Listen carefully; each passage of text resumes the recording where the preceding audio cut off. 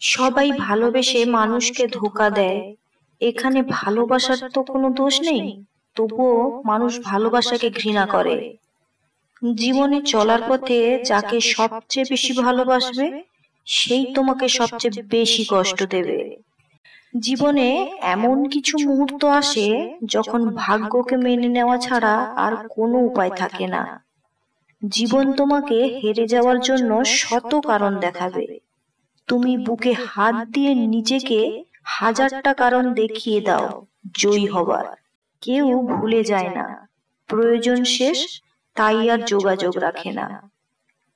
বাস্তব কি?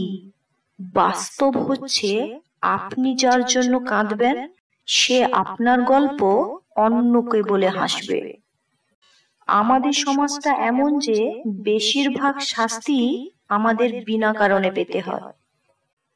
ধনীরা যে মানুষ হয় না তার কারণ ওরা কখনো নিজের অন্তরে যায় না।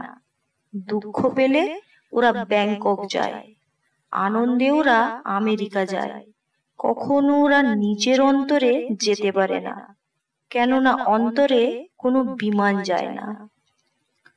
আমাদের জীবনে রেল লাইনের মতো শুরু আছে, কিন্তু শেষ কোথায় কেউ জানে না। সংসারে সাধু অসাধুর মধ্যে প্রভেদ এই যে সাধুরা কপট আর অসাধুরা অকপট। আমরা মানুষেরাও এক ধরনের কয়েদি, কারণ আমরা ইচ্ছা মতো যা খুশি তাই করতে পারি না। মনে রেখো, আজ তুমি যাকে কাঁদিয়ে হাসছো ভবিষ্যতে সে হাসবে আর তুমি কাঁদবে। সমাজ কি বলবে, পরিবার মেনে নেবে না, শুধুমাত্র এই অজুহাতের কারণে হাজারো ভালোবাসার গল্পগুলো অপূর্ণ থেকে যায়।